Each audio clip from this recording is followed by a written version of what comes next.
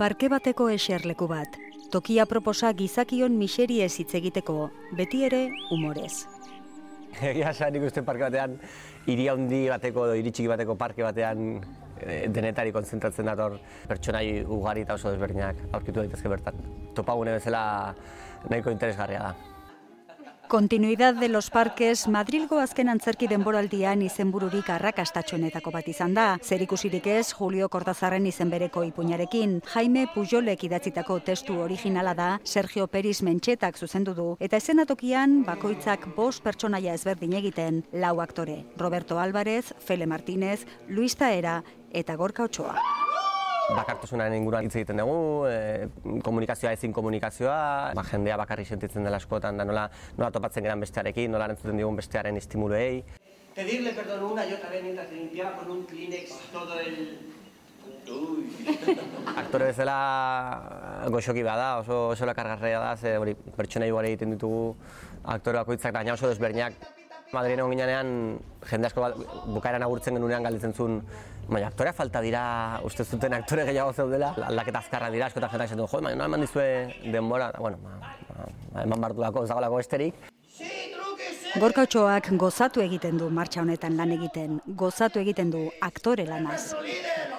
14 urterekin hasi zen institutuan antzerkia egiten, eta 17rekin egin zuen lehen paper profesionala etxe honetan bertan. Hori da, zure gurasoak eman diguten bertsioa? Zure eman nahi baldin badiguzu? Ba, nirea oso erraza da, senyora. Gero bestelan gogoangarri asko etorriko ziren, Goenkale, Sorginen Laratza, Martin, edo nola ez, Baia Semanita. Hain zuzen ere, Baia Semanitako lankide eta lagunekin egin zuen duela 8 urte Madrilerako saltoa. La palabra de la semana! Ni Diego San Joserekin junintzan bizitzera Madrida, Baia Semanitako gidoilari koordinadorea, abenturara pixkat, eta bueno, hemen txego bio behintzat lanean, 8 urte pasata, eta ezin kexatu egia esan. Eta Diego San Jose eta Borja Kobeagarekin ere lortu zuen handik gutxira, bere lehen arrakasta handia, Pagafantas. Un pagafantas. Poz ugari eman zizkigun pelikula, bai kritika atletik, bai jendeak esaten duen atletik, bai gaurkitzen jendeak esaten duna 25 aldiz ikusi dula pelikula. ¿Dónde vas?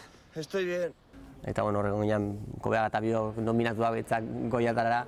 Kobeagarekin esperantza gehiago neuzkan, baina ni behintzat nien nula irabaziko ziurreukan, gainak komedia batekin askotan zailagoa izaten dela horrelako sarietara nominatua egotea, ez baldin bakazuelako pertsonai intenso eta dramatiko bat. Egia da horrelako gutxi tokatu izan zaizkiola, Gorka Ochoa aktore komikoaren eredu bihurtu da, eta pozik gainera. Mezuren bat bidaltzeko modu errexena edo onena komedia eta humorea dira. Azten bazatzo zer intensoa egiten da oso astuna askotan jendea deskonektatzen du eta aspertzera iritsi zaitezke baita ere.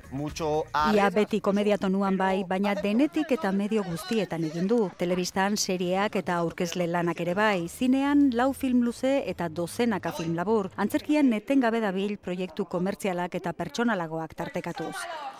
Lanbide honek bidaiatzeko eta jendea ezagutzeko aukera eman dio. Gaspar, Pietrov. Eta bere doai guztiak erakustekoa ere bai.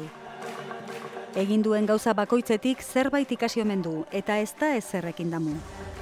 Ez dago lanik esango nukena, jode, hau egin nuen, nik uste guztietan ikasten dela, eta hori egin banun zerratik izango zen, eta beste batzutan igual, beste batzu ez ditut egin, ezin nuelako edo ikusten nuelako ez zirela interesgarriak edo ez zela momentua horiek egiteko, eta naiz damutzen ez da ere. Pero ¿por qué estoy aquí? Quiero decir, yo nunca he tenido un sueño tan... Gaur arte bari, 18 urtetatik lanik gabe apenas nahi zegoen, gaur egun hori izatea kristo luxua da, gaina gustatzen zaidan lanarekin eta gustatu izan zaizkidan proiektuekin.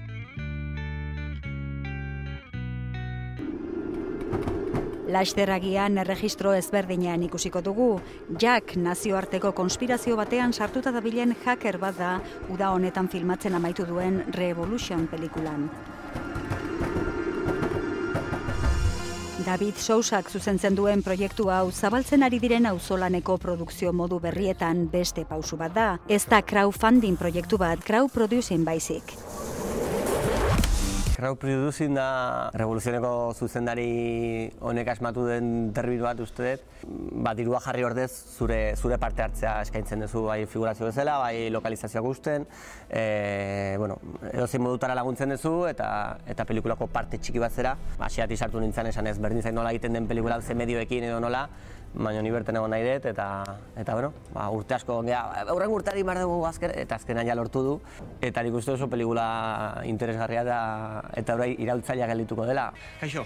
Eta bitartean beste 11 saltxatan sartu da. Los miércoles no existen antzeslan arrakastatxoaren zinerako bertsioa filmatzen hasi berria da. Telebista serie batean jarraitzen du. Pasaden astean bertan Espazio izeneko antzeslan berria estrenatu du Madrilen eta Continuidad en los Parkesekin biran jarraitzen du. Yo no quiero complicaciones, quiero salir de aquí ya. Askotan ez dakit nun esnatzen naizen batzutan zeirian nago, ze testu ikasi behar de gaur, baina gure lana da eta naiz kexatuko eta hori bada eta ni oso sorteduna sentitzen neure burua esan. Oraingoz, hilaren 25ean behintzat Barakaldo antzokian izango da, eta gero. Gustatuko litzaidake orain nagoen moduan, lan egiten gustatzen lan hontan, nire bikotarekin, nire lagunekin, Donostira asko juten edo Donostin erdia bizitzen da Madrien beste erdia, baina hortik aurrera gustoko daukan lan hontan jarraitza eta listo. Si no hubiera contestado, si hiciste de ese modo. Sí, será mejor que diga.